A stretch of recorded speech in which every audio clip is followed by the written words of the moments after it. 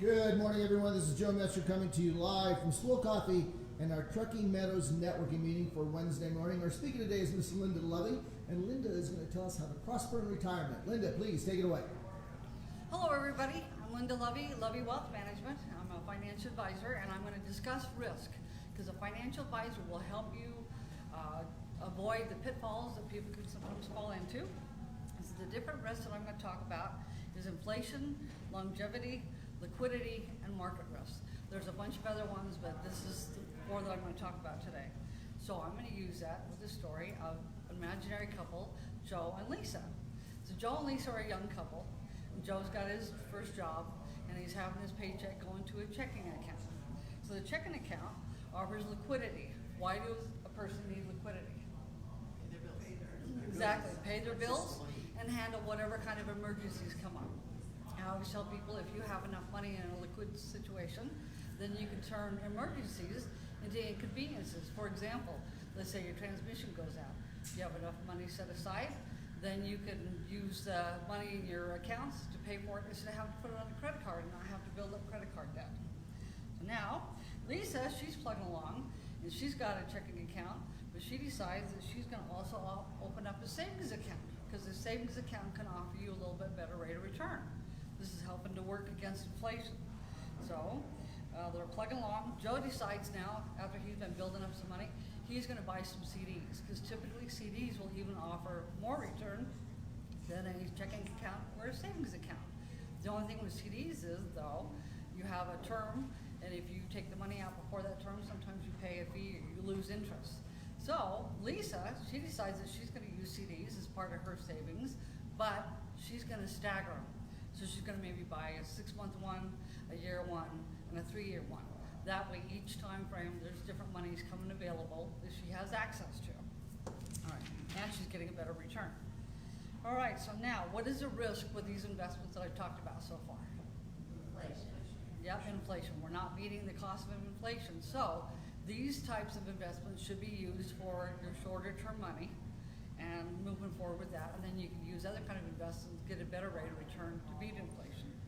Right now, these guys, Joe and Lisa, end up getting married and they buy a house. So they're plugging along. And if you buy a house, what does that now mean that you need for your cash reserves? You need to have more money set aside because you have this obligation for this mortgage.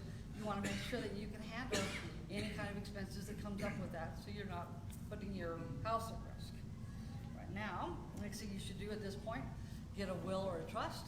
I like to see people use trust in a lot of cases. That way you're having your assets that cannot be titled to a beneficiary being handled the way you want. Going along, time is passing. Now Joe decides he's going to buy stocks. He wants to get a better rate of return. So he goes out there and buys his individual stocks. The issue with that is a lot higher risk to him. You can get a lot higher rate of return, but you do get a lot more risk, especially depending on what kind of a stock you buy. A financial advisor will help you pick and choose as you go forward with that. Lisa wants to get a higher rate of return also. She decides, though, she's going to use stuff like mutual funds or exchange traded funds to get the opportunity for the higher rate of return, but she gets to lower her risk. The reason why that's lowered is because when you buy those kind of funds, you're buying a whole bunch of stocks instead of one. So like Joe, if he had one stock and that company went belly up, he'd lose all his money. But Lisa, buying the mutual funds, there's typically 75 to 150 different stocks held within that fund. So if one company goes belly up, it's not going to affect her portfolio quite so much. Now, is that liquid? No. Actually, they are. The only thing you have to worry about is if it's held in an IRA or any kind of a qualified plan.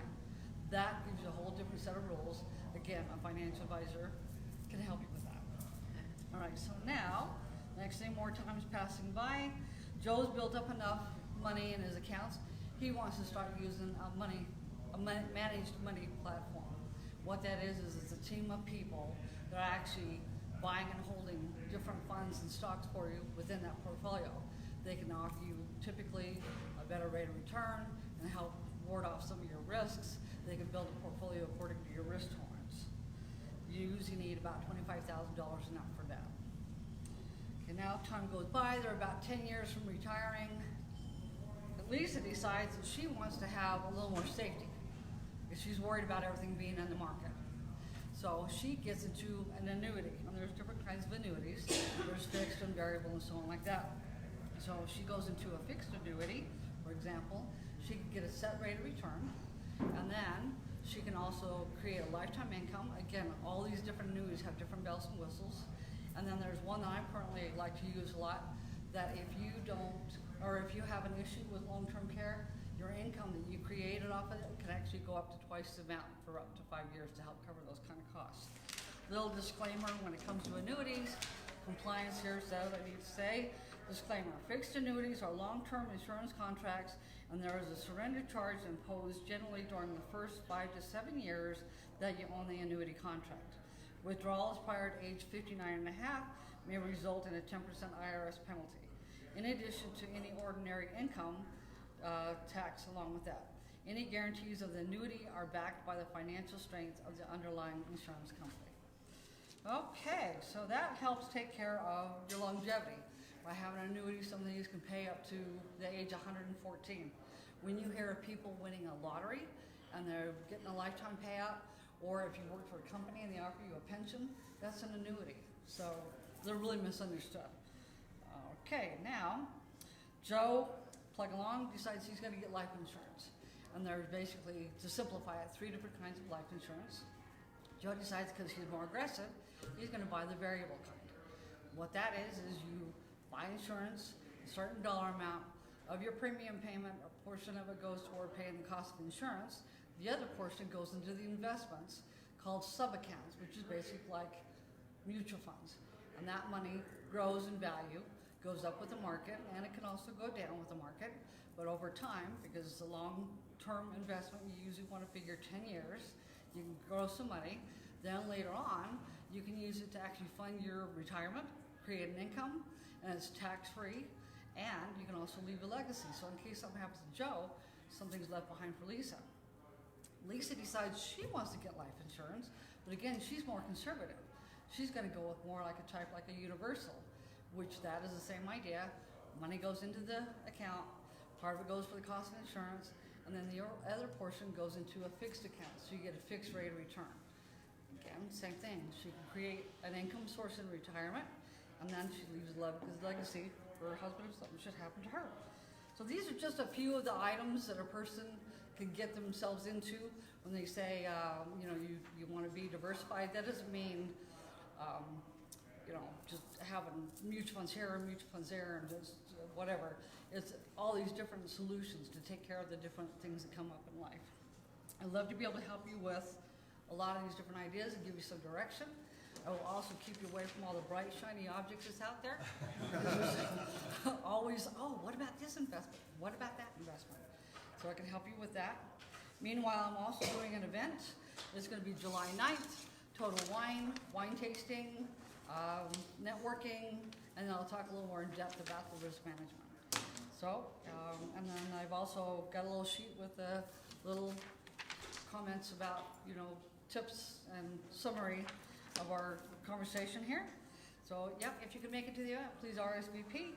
And thank you, and happy 4th of July.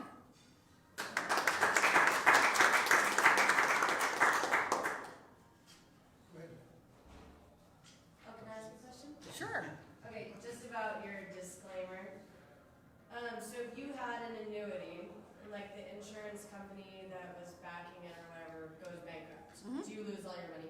No, the other insurance companies within that state come up and take over the contracts. There's an insurance. There's not like a way to lose your money on that? Not typically. You want to watch what the rating is of the insurance companies. There's different ratings out there, so you can watch it. You look at the strength of it. The other thing to look at is how much are they leveraged. So it's another thing as far as safety is I'll help you look at companies that are good and solid that have a good track record to help you avoid the pitfalls. Yeah. Just a quick question on life insurance. A lot of people will buy life insurance in their lifetime. Can you explain the difference between term, universal, whole life, and variable life? Sure. The So pros and cons of each. you bet. So term is less expensive. It is strictly pure insurance. So 100% of your premium goes strictly for the insurance. only, it's like less than 2% actually pay out, but it's a great way to cover a mortgage, and you leverage your money instantly and cover, you know, specifics. So a lot of times it's good to even have maybe a term to cover a mortgage, and then maybe something that builds up cash value for a longer term. After you have to set a time, let's say by a 10-year term, after 10 years, that premium that was set will start going up higher and higher to the point that eventually you can't keep it up. So it's built more for a specific time, a shorter time, instead of building up. Then as far as your variable, those are the ones that are invested in the market. So it's going to go up and down based on what the market's doing. You get to pick your risk tolerance, so it can be either conservative or aggressive. So you can grow it faster or slower, depending on how much you can tolerate the ups and downs of the market, and it's the more expensive. And then a universal life is kind of in between cost. That's the one that when you put the premium in, a portion goes for the cost of insurance, and the other goes into a fixed account, so it's going to go steadily along, again, to use as a tax-free source of income later. Any other questions? Any other questions? All right, thank you, everybody. Linda, tell us how people can get a hold of you. All right, so my number is 775-544-4714. I also have a website, www.llovie.com, where I have stories on there of different real-life situations, so you can learn some of the pitfalls other people have made, all confidential, by the way. And then I can also be reached email, llovie@brokers, brokersifs.com. Thank you. All righty, so if you have questions about retiring and investments, give Linda a call. And if you're looking for a referral group that thinks outside the box and does things like Facebook Live, give us a call here at Trucking Meadows Networking, 772-5895. Thanks, and we will see you next week.